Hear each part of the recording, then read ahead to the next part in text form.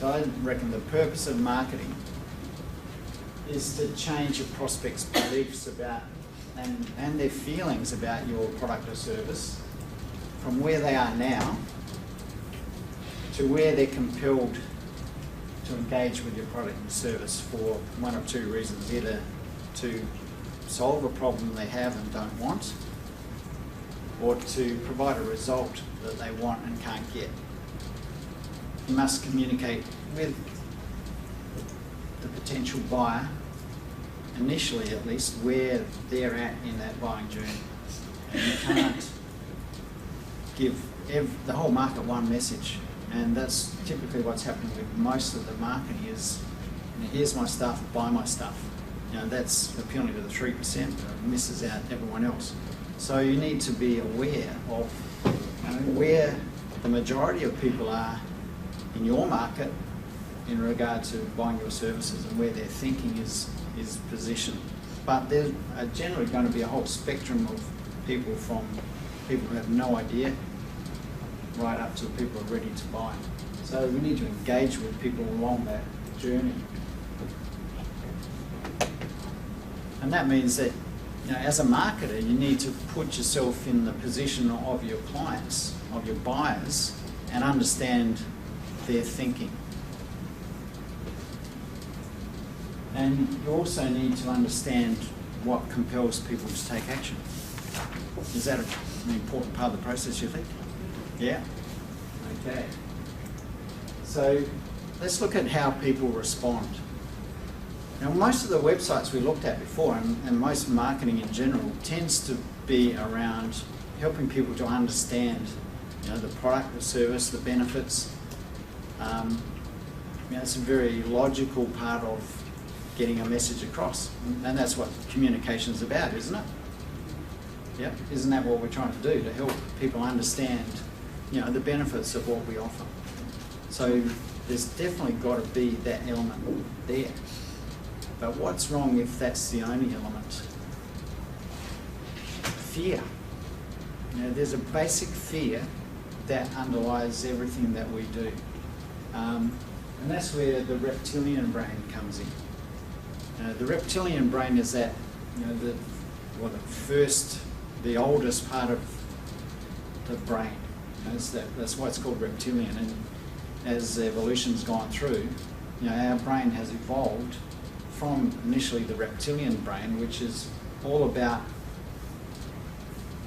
you know, being aware of our environment, and it's the flight or fight mechanism. You know, so what happens when we first have something that we become aware of? What's the first instinct that we have? It's, should I pay attention to this, or should I run away? Yeah.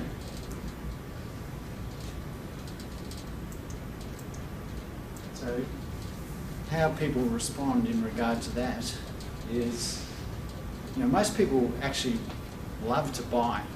I don't know about you, but my wife is definitely one of these people. People love to buy what they want, but, you know, they hate to be sold when they're not ready. So any sales pressure creates a resistance within a potential buyer. And because of that, and because of the lessons we've learned over time, you know, people tend to avoid sales situations at any cost. So people want to do their research about what they want to buy, but they don't want to be hassled by someone who's going to try to sell them something. So how do successful marketers get their message across then?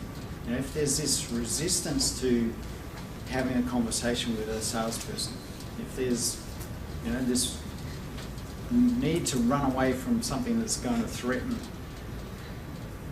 and that's what a sales situation is. It's, okay, salesman's coming, where am I going? Where can I hide?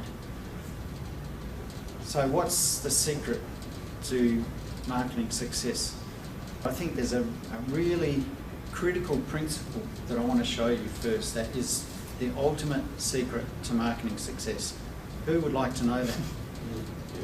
Yeah? That's not a very enthusiastic response. Yes, we did. Okay. Okay, well, lucky you're here because today I am going to show you. This is it. Are you ready? Of course. Isn't it obvious? No? So, the ultimate secret to marketing success is all about cheese and whiskers. That's true. Why are you laughing? Come on. This is a serious presentation. I think I'll just pack up. So, perhaps I need to explain. So the principle goes like this.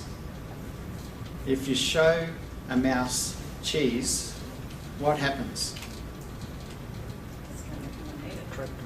A mouse is just irresistibly drawn to the cheese, right?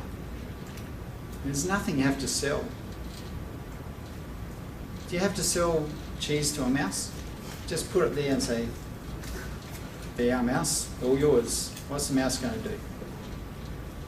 Go for the cheese, right? Okay, what if a few whiskers pop out the side? Then what happens? Yeah. Fear. Well, now what's the mouse thinking? Maybe I better run. So what's that got to do with marketing? Give them the stuff they want. Yeah. If you offer something that's irresistible, you don't have to sell it. So if you understand what your market wants, what your clients really want from you, and can offer that, then really there should be no friction along that pathway to making a sale. So what gets in the way? Whiskers. The little vibes they pick up, or someone's trying to sell me something here. I'm not sure if I want to have that conversation because they'll pressure me into buying. I'm not sure if I want to go down that track. So the fear of the unknown, fear of pressure, fear of everything they've learned about what happens in selling. So in our marketing, we've got to really help people get over that fear. So how do we do that? Well, it's really simple. How do you create really persuasive marketing? Well, you should know the answer now because I've just told you. More cheese. Offer more cheese. Offer more things that are irresistible to your market. And less whiskers.